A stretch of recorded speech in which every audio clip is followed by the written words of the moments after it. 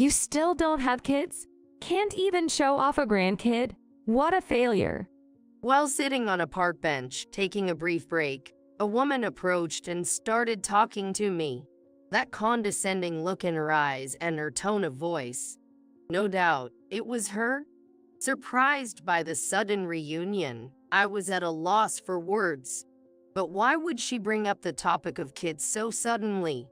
While hiding my confusion, I told the woman the truth. My kid is right over there. The moment I said that, her eyes widened in shock. My name is Emily, 37 years old. Now I'm married with kids and living a happy life, but I've overcome various difficulties to get here. The story goes back to when I was in high school. I had a boyfriend named Jake.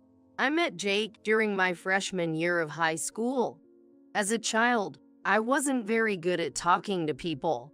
Because of this, I couldn't fit in well and had few friends. It was lonely. I often wondered if things would have been different if I were more sociable. Since elementary school, I've been prone to overthinking. When I got to middle school, I resolved to be more outgoing and make lots of friends.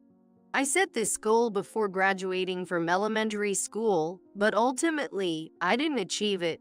I thought if I didn't change in high school, I'd be like this for life. Knowing I'd be separated from my friends in high school, I felt even more pressure to change. However, my personality didn't change in high school. While everyone else was making new friends and having fun, I was alone in a corner of the classroom. I'd either be reading books or pretending to sleep. I just kept to myself all the time. I remember crying at home many times because I felt so miserable. Then one day, something happened that would greatly change my life. It was during one of the few seat changes that occur each year. It seems the method of drawing lots for seat changes is the same in every school. Well, I thought my life wouldn't change much with a seat change, and I was prepared to continue living alone. Without much expectation or anxiety, I moved my desk to the spot indicated by the lottery, and there was Jake sitting next to me. Hey, Emily. Nice to meet you. Yeah, nice to meet you too. Jake, who hadn't interacted much with me, kindly spoke to me. Originally, I had the impression that Jake was kind to everyone, so I felt relieved that I wasn't an exception. But I thought this would probably be it. We didn't go to the same middle school or have common hobbies. I figured we'd only talk if there was some business to attend to. However, my expectation was completely wrong. Surprisingly, Jake started actively talking to me. At first, it was just trivial conversations, but as days went by, the topics became more diverse. I, who used to be nervous talking with Jake, could now talk to him as a friend. I never imagined this would happen. I savored the joy of having made a new friend. It might sound exaggerated, but friends were that special to me. Then, a year later, I was in my sophomore year of high school, and thankfully, Jake was in the same class. Then one day, suddenly, Jake confessed his feelings to me. I never dreamed of being confessed to and was bewildered. I've always liked you. It's no surprise you're shocked, but I've been hoping we could be together. But I didn't feel any disgust. Rather, I wondered if it was really okay for someone like me to be his girlfriend. Is it really okay for me to be your girlfriend? Don't say that. I want it to be you, Emily, but I won't force you. Jake said, looking down, continuing to express his feelings. Receiving his sentiments, I responded, I would be happy to be with you, Jake. Let's do this. Really, that makes me so happy. Jake's face brightened with joy. Since starting to date Jake, my life changed significantly. Though I always walked to and from school alone, then I would see Jake by my side. Instead of staying in on weekends, I had more fulfilling times because Jake would take me out. I didn't know if Jake was thinking about our future together. but at least I wanted to walk through life with him. I liked him that much. As time went on, we visited each other's homes more often. So I got to know Jake's family, and he got to know mine. Every time he came over, I saw him getting along well with my family. Jake's parents thought very highly of me. My parents, too, were very positive. Never thought you'd date such a good kid. I'm surprised. Can't believe you snagged such a great guy. My parents knew I was shy. So, when I told them I had a boyfriend, they were quite surprised. Time passed, and Jake and I graduated from high school. I went to a local university's economics department, while Jake, wanting to become a doctor, went to medical school. He had always spoken about wanting to be a doctor, and he was then taking the first step toward his dream. I deeply respected him for that. Even though we went to different universities, we didn't break up. Instead, we made a conscious effort to see each other when we could. Jake, being focused on becoming a doctor, seemed busy with studies and training. Time flew, and I graduated from university. Then, I got a job at a local company. By this time, both Jake and I were living on our own, visiting each other's places when we had time. 2 years later, Jake graduated and finally achieved his dream of becoming a doctor. Another 2 years passed. When both of our careers had stabilized, Jake proposed to me. I want to be with you forever. Will you marry me? Of course. I, who had always envisioned a future with Jake, would never refuse his proposal. I happily accepted. The thought of being with Jake forever felt like a dream. While savoring the happiness of being proposed to, I thought about our future life together. Even after we got engaged, our closeness remained the same. Preparing for the marriage registration and wedding was tough, but we managed it by helping each other. I relished the joy of being able to marry Jake. I was so glad to be marrying Jake. But then, unexpectedly, my life took a drastic turn. Hey, Emily, can we just forget about getting married? What? I was taken aback by the sudden suggestion. What do you mean? I mean, let's call off the engagement. Why? I couldn't understand why Jake wanted to call off the engagement. Whether I had done something wrong or he had grown to dislike me. It's hard to accept this all of a sudden. We've already met each other's families and progressed with the preparations. How can we call off the engagement now? I can't accept this. I'm really sorry. I'll take responsibility and pay compensation. But I just can't marry you, Emily. I'm truly sorry. I know an apology isn't enough, but sorry. What's the reason? I can't tell you. We had been dating since high school, promising each other a future and thinking of building a happy home together. So why? Why can't you tell me? It's just not possible. No matter how much I asked, Jake only apologized. Eventually, I caved, and the engagement was called off.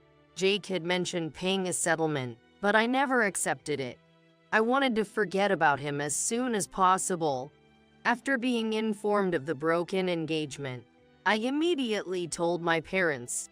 Both were as sad as if it were their own sorrow, only making me feel more apologetic. Why did Jake want to call off the engagement? Did he dislike me, or was there someone else he loved? Had I been the only one who thought we were happy together? No matter how much I pondered, I couldn't find the answer with Jake saying nothing. It was agonizing to speculate alone. For a while, I went through my days without feeling alive, unable to focus on work or anything I liked.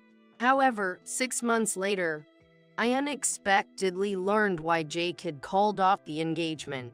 One day, told by my mom there was something she needed to discuss, I went home and was greeted by my sister, Sarah, smirking maliciously, which was unusual. Oh, you actually came. Well, yeah, Mom called me. But why are you here? Why can't I be? This is also my parents' house, isn't it?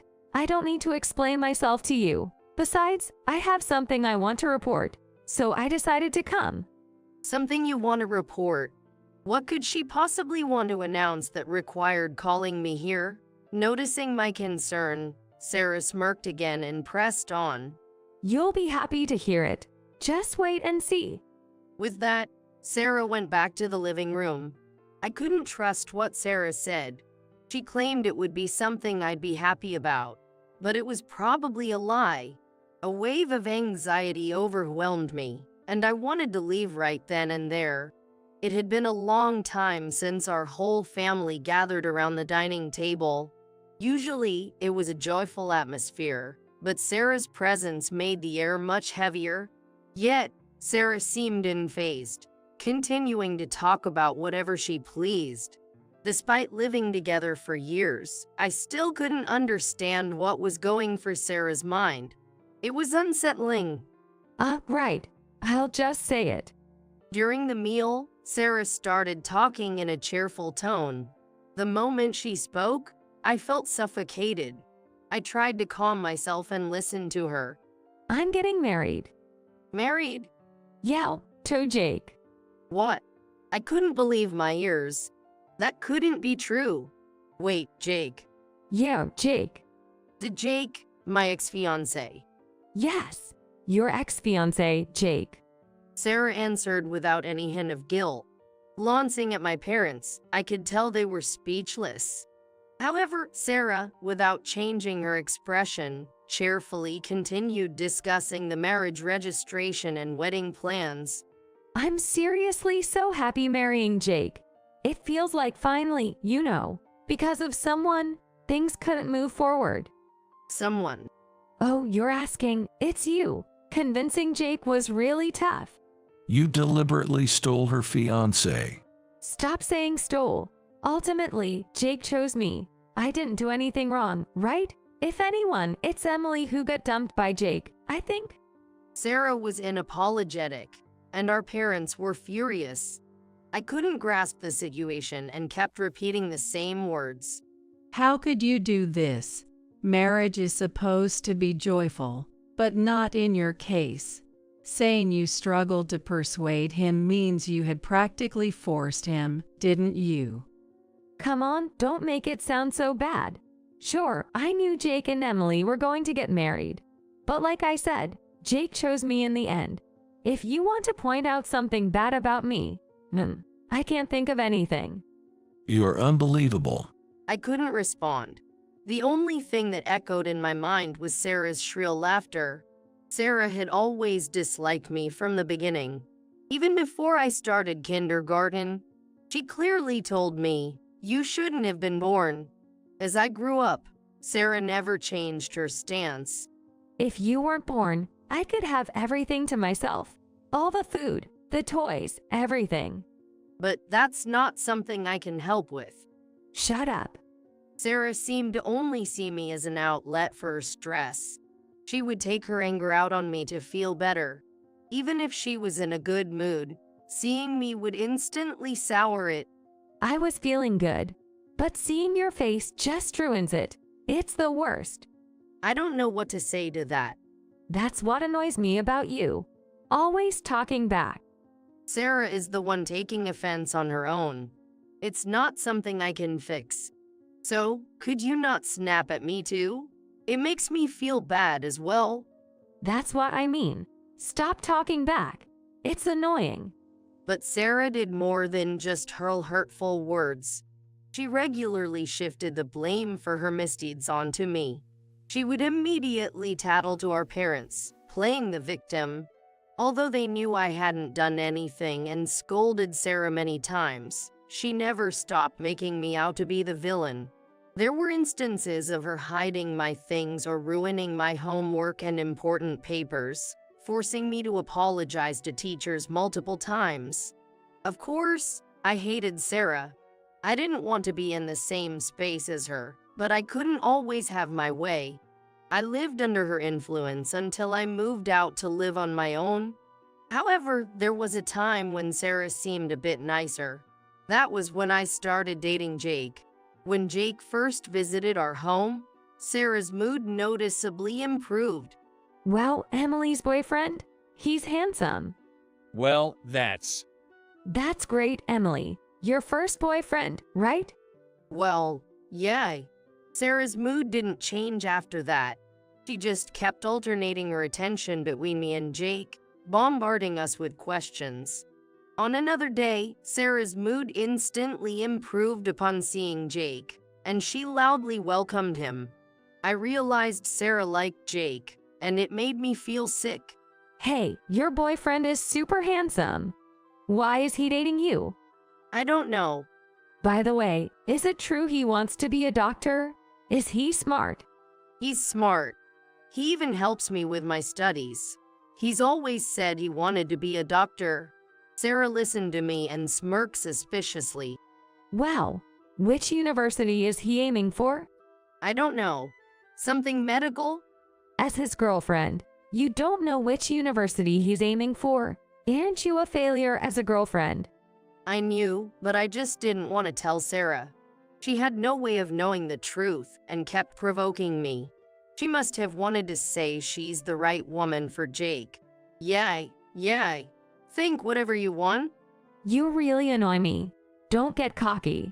Sarah, seemingly displeased with my attitude, effortlessly threw hurtful words at me. Her attempts to appeal to Jake knew no bounds. Listening to his private life, touching him, her excessive behavior continued unabated. Jake seemed troubled too, but all I could do was apologize to him for Sarah's actions. Time passed, and Jake stopped visiting our house. Maybe that was where Sarah's involvement should have ended. But who would have thought Jake broke off our engagement to marry Sarah? No matter how much I tried to make sense of it, I couldn't keep up. Seeing me like this, Sarah laughed out loud again. Man, marrying Jake is the best. Do you really think this is okay? To take someone's fiancé like that? Yeah, so what's wrong with that? I don't know how Emily feels, but I'm on top of the world. I get to marry the man I love. Oh, sorry, shouldn't say that in front of someone who got dumped. Sarah continued to taunt me. While my parents were still angry, I had no energy left to respond. I just felt the tears rolling down my cheeks. Are you crying? That's not cute, you know. Oh, but you weren't cute to begin with. Sarah, just get out now. You're no family of mine. Don't ever show your face here again. How mean. I just came to make a happy announcement. Despite my parents' rage trying to kick her out, Sarah just laughed. I didn't want to see Sarah's face ever again. But there was one last thing I needed to ask. Hey, why did you choose Jake? You mean, why I chose Jake? Yeah, why go out of your way to choose someone else's fiancé? That was the last thing I wanted to know. The reason she chose Jake. I knew it would be messy, but I was genuinely curious about her reasoning. To my question, Sarah answered with glee. Because he's a doctor. What? Yay, because Jake became a doctor. I had my eye on him since I heard he wanted to be one. I got his social media info from him a while back, so he wrote something about becoming a doctor. So I thought I'd reach out, just on a whim, and he replied just like that. The rest is history. Maybe at first, Jake responded because Sarah was my sister, but to go from there to marriage, what was he thinking? Perhaps he just got overwhelmed by Sarah's advances, but doing that at the expense of me, his fiancé at that time, also seems questionable. When I showed a bit of interest, he just fell for it. And to think, he always acts so composed. He's actually quite reserved, huh? That's terrible. You asked why Jake chose me, so I told you. Sarah laughed without remorse. Seeing this, our parents became even angrier.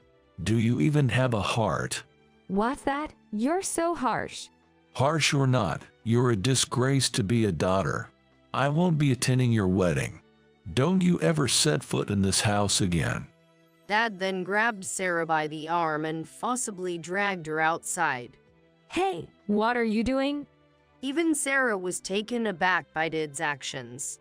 Though Mom and I were shocked, Sarah had taken things too far. I wished she would never appear before me again. Mom probably felt the same. That's why nobody stopped Dad. I'll be happy. Just you wait. I'll have lots of kids, live in a nice house, and show you, Emily, just you watch, all alone.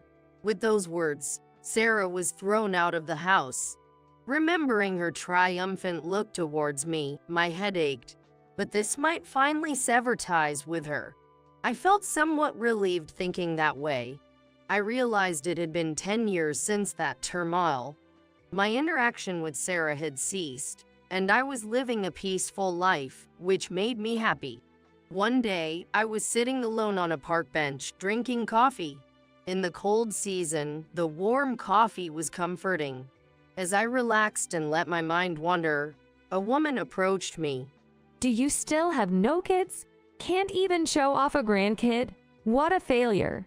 I looked towards where the voice came from.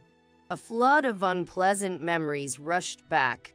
The condescending look and tone of voice. She seemed much thinner than before, but it was undoubtedly Sarah. Shocked by the sudden reunion, I was speechless. Why would she suddenly bring up children? While hiding my confusion, I pointed to a child nearby and revealed the truth. My kid is right there. At that moment, I could see Sarah's eyes widen in shock. What? That can't be true. Aren't you single? A single person with a child? Well, I'm married. What? You're married?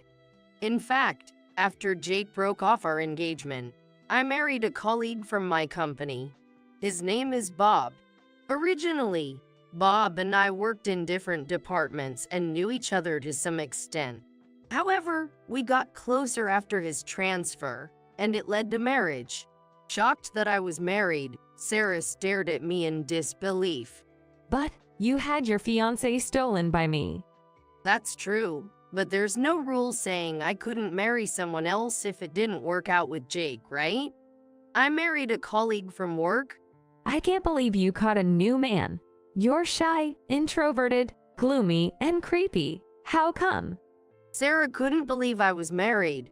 She opened and closed her mouth, struggling to find words. Just so you know, I've shown our kids to Dad and everyone. What about you? Weren't you going to have lots of kids with Jake and live in a nice house? Stop. My life is none of your business. It is related. You assumed I had no kids and started this. Why are you even here? Sarah didn't answer my question. Looking away, she seemed desperate to think of a response. But I didn't wait for her to reply, continuing to bombard her with questions. So, how are things going with Jake? Are you in touch with our parents? What are you doing now? Shut up. Just shut up. Can't answer. Maybe nothing is going well for you? Not getting along with Jake and no kids. No contact with our parents. I said, shut up. Sarah just kept repeating the same thing. Seeing her refuse to answer, I lost my patience. Well, if things were going well, you wouldn't react like this. You approach me to boast, right? Or maybe you and Jake couldn't have kids. Why would you say that? Sarah looked at me with disbelief. She probably wondered how I knew that she and Jake couldn't have children. Why? Because after the engagement, I did a bridal check with Jake. That's when we found out he couldn't have kids. I still loved him and was willing to marry him. I thought Jake would tell you before getting married. Didn't he? Or didn't you want to ask? I didn't know. I wasn't told. Always the same with you, never at fault. It's always been that way, pushing responsibility onto others, claiming you're not to blame. I don't know what you're thinking, but shouldn't a couple discuss having kids if they really want them? Did you even try anything? You had the energy to steal someone's fiancé. Quiet, quiet. What do you know about my feelings? You had Jake stolen from you. You shouldn't be happier than me. Sarah ranted at me, trying to close the distance, but her gaunt appearance took away any sense of threat. It seemed she just couldn't stand seeing me happier than her. She continued with, even though you had your fiancé stolen, and you can't possibly have kids, it's all in your head. She kept repeating the same statements, desperately refusing to accept reality. At that moment, I saw a small child running towards us from the corner of my eye. It was my daughter, Abby. Mom? Who is this person? Abby asked apprehensively about Sarah's identity. This person is my older sister. Wow, Mom has a sister. Yes, but we had a fight and haven't spoken for years. Oh, I see. Abby then looked closely at Sarah. She then spoke again. Why didn't you tell me about her before? With a self-satisfied smile, I answered, not minding my pettiness. Because she used to make me out to be the bad guy. What?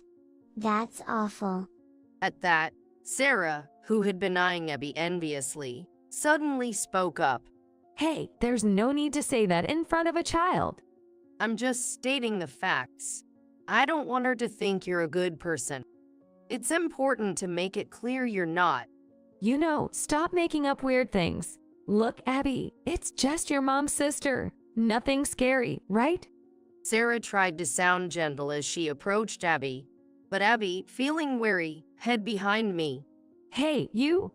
Are you getting mad at a child now? I mean, it's rich coming from me, but you're really immature, you know? Shut up. You have no room to. What's going on? Just as our argument seemed to escalate again, a man's voice came from behind. Turning around, I saw Bob, my husband. That day, we had come to the park as a family of 3, and Sarah had approached me while Bob was momentarily away. Who is this? It's Sarah. Oh, As soon as he heard Sarah's name, Bob's face visibly soured. Unaware, Sarah approached Bob with a plastered smile. Oh, you're Emily's husband. Well, you're pretty handsome. Why didn't you introduce me before? I didn't see the need to do so. Plus, I didn't want you bothering him. No one knows what you might do. Oh, come on. I'm Sarah, Emily's sister. Nice to meet you. Sarah continued with the same clawing tone she had used when she introduced herself to Jake. Bob, however, kept frowning and listened to her without changing his expression. I had told Bob about Sarah, how she stole my fiancé, and all the trouble she caused me since we were kids. Oh, how about we get together for a meal sometime? It's been a while since we met, Emily. We should cherish this connection. I'll pass. Contrary to Sarah's tone, Bob firmly declined the invitation. That's cold. Don't you think so, Emily? What? After all this time? Not at all. Again, I sensed that Sarah was targeting Bob, just like she did with Jake, my intuition screaming at me. At that moment, Bob stood protectively in front of Abby and me. I've heard everything about you from Emily. I don't know why you're here today, but please don't involve yourself with us anymore. Everything. Yes, exactly. How you stole her fiancé. How you've been harassing her since you were kids. How you lash out at Emily when you're in a bad mood and belittle her at every chance. Listening to all you've done brought me to tears. That's an exaggeration. But I haven't done anything wrong, have I? Jake chose me in the end, so we got married. That's all there is to it. You created the opportunity, didn't you? Dropping her facade, Sarah began to show her true colors. Opportunity? What do you mean? Can you explain? It's possible that everything Emily said was a lie, right? Trusting such a woman. You must be foolish. Sure, keep talking. So you did create the opportunity, right? Enough. It's all in the past. So why does it matter now? Oh, right. Should I call our parents and ask? When you came to announce your marriage, you talked about why you were getting married, right? They might remember. Maybe I can find Jake's contact in the old address book. Or should I ask on social media?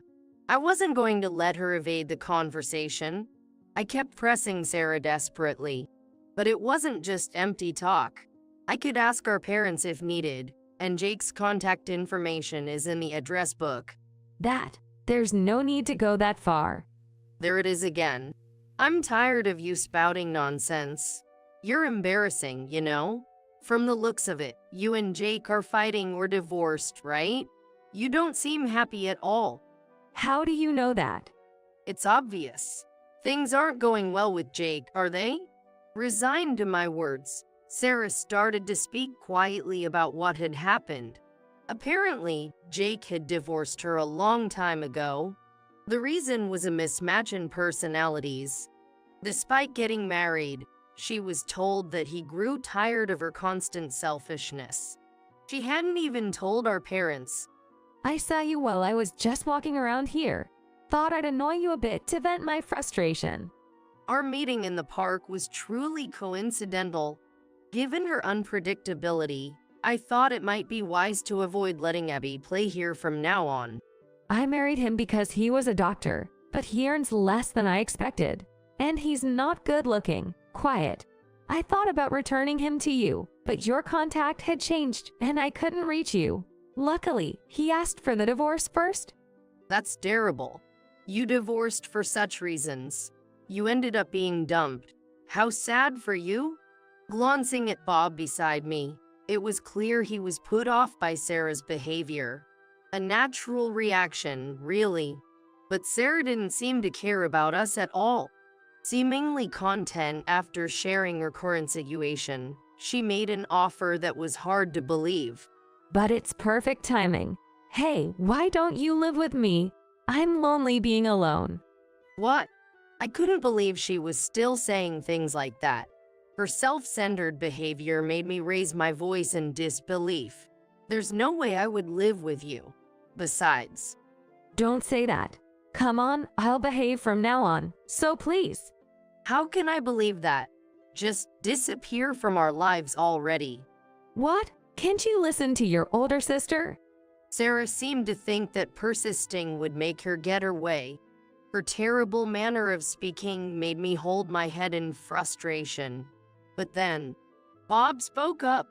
There's no way I can live with someone like you. Just disappear from our sight. Even our daughter is scared.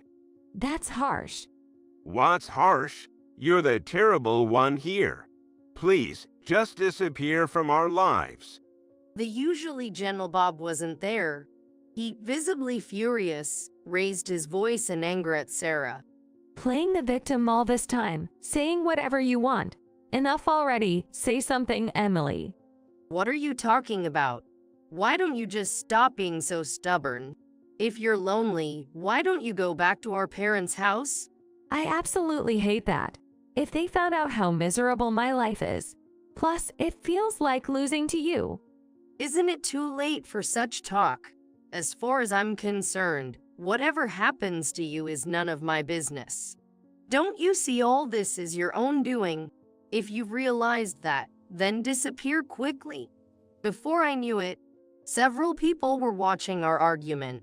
Remember this. I'll make you regret this. She apparently disliked the attention.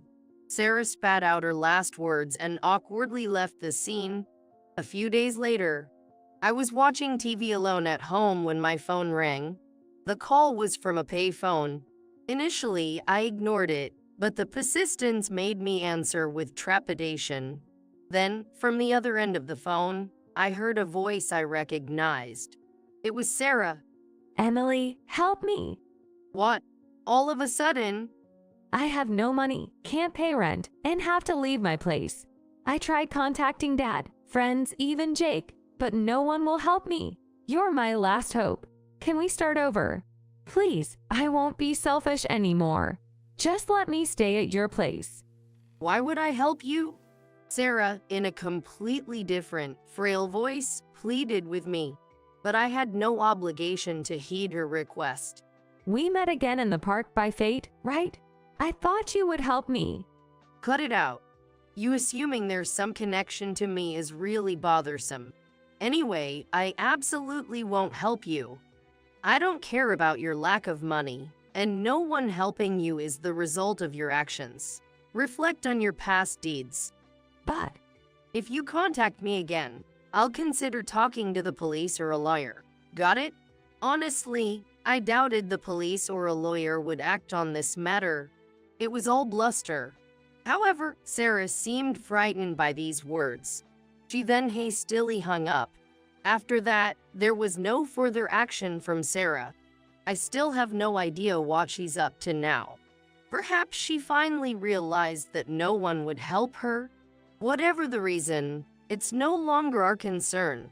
After all her selfish actions and the trouble she caused, I do hope she faces the consequences.